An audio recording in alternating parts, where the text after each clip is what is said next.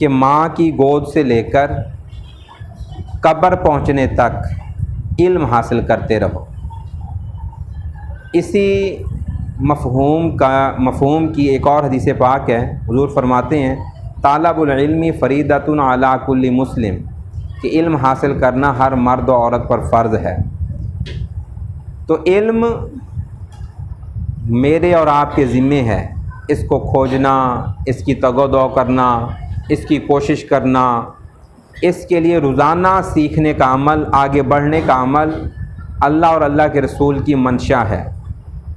اور میں علم کے بارے میں اپنے سامعین سے، سامعات سے، طلباء سے یہ سوال کرتا رہتا ہوں کہ اللہ اور اللہ کے رسول نے کس علم کو فرض قرار دیا ہے؟ تو اس کا ایک تکنیکی اور اصولی جواب یہ ہے کہ اللہ پاک کے صفاتی ناموں میں سے ایک نام علیم نام بھی ہے۔ اللہ پاک کی صفات میں سے ایک صفت علیم بھی ہے۔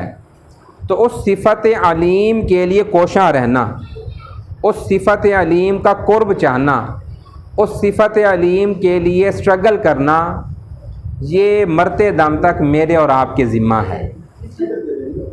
میں اور آپ اگر اس علم کے حصول کے لیے کہیں پر سٹاپ لگاتے ہیں، کہیں بریک کرتے ہیں، یا کہتے ہیں کہ ہمارے پاس بہت کچھ ہو گیا، تو پھر میں اور آپ اللہ اور اللہ کی رسول کی منشا سے پیچھے ہٹ رہے ہیں۔ ایک اور سوال پوچھا جاتا ہے کہ علم کون حاصل کرتا ہے، علم کون سیکھتا ہے؟ کوئی ایک جملے والا جواب ہے کسی کے پاس آپ میں سے؟ جس کے اندر علم حاصل کرنے کی طلب ہے، اس کے اندر اور وہ کوشش کرتا ہے۔ ٹھیک ہے، لیکن اس سے بھی اچھا جواب میں آپ کو بتاتا ہوں۔ شوق بھی ہو، طلب بھی ہو، اللہ سے محبت بھی ہو، لیکن اس سے بڑھ کر اپنی لا علمی کا احساس ہو۔ دیکھیں نا، میں فرض کریں 8 سال مدرسے میں پڑھتا رہا، اور اگر اس کے بعد کہیں شعور میں یہ سوچ آ جائے کہ یار میں تو بہت پڑھ چکا ہوں، میں اور نہیں سیکھ سکتا۔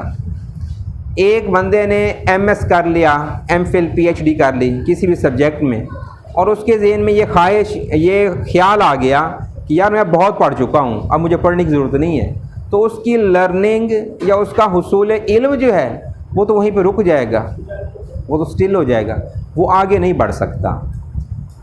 علم کے لیے وہی شخص، وہی فرد تگ و دو کرتا ہے، کوشش کرتا ہے، اور علم اسی کو ملتا ہے جس کو اپنی لا علمی کا احساس جھنجھوڑتا رہے، جس کے لا شعور میں اپنی لا علمی کا احساس جتنا پختہ، جتنا زیادہ ہوگا، وہ اتنا زیادہ پڑھے گا۔ ہم جتنا پڑھتے جائیں گے، اگر علم کی روح ہمارے اندر سماتی جائے گی تو ہم سمجھتے جائیں گے کہ ہمارے لیے ابھی بہت کچھ سیکھنے والا باقی ہے۔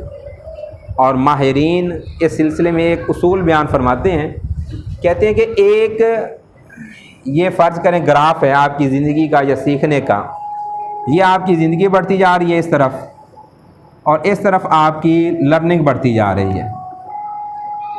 آپ نہ اپنے آپ کو زیرو سمجھیں، اس کو وہ نام دیتے ہیں زیرو لائن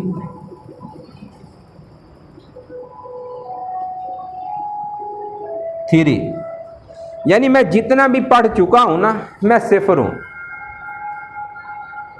جب یہ شعور ہوگا، اپنی لا علمی کا احساس ہوگا، پھر میں وقت گزرنے کے ساتھ ساتھ سیکھتا رہوں گا۔ اور اگر کہیں یہ خیال آ گیا کہ میں بہت کچھ جانتا ہوں، پھر ہم آگے نہیں بڑھ سکتے۔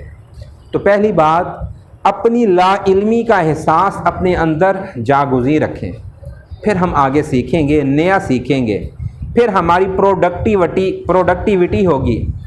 اور اگر ہم کہیں کہ میں ایم فل کر چکی ہوں، میرا 10 سالہ 20 سالہ 30 سالہ تجربہ ہو گیا پڑھانے کے اندر، اب مجھے ریڈنگ کی، پڑھنے کی یا کوئی شے سیکھنے کی کیا ضرورت ہے، تو یہ غلط بات ہے، غلط اپروچ ہے۔ ایسا ایک ٹیچر کو زیب نہیں دیتا۔ تو یہ माँ की गोद से लेकर कब्र तक हमने सीखना है, हमने पढ़ना है।